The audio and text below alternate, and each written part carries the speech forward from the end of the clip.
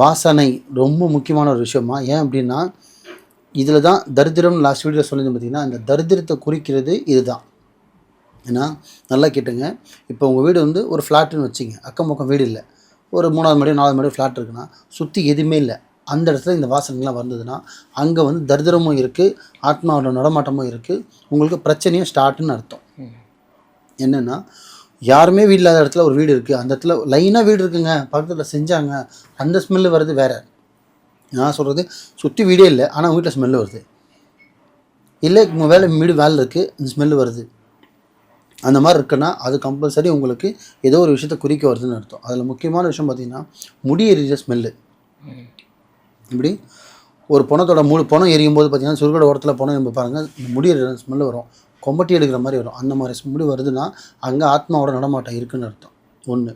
ரெண்டாவது பார்த்திங்கன்னா, சாக்கடை ஸ்மெல்லு.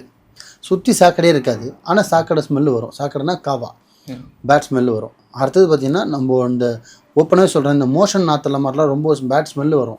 இதுவுமே கெட்டதை தான் குறிக்கும். இப்போ நான் சொல்கிறது அனைத்துமே கெட்டதை குறிக்கிறது மட்டும்தான், பாசிட்டிவ் இல்லை, எல்லாமே நெகட்டிவ். புரியுதுங்களா? ஸோ 3வது.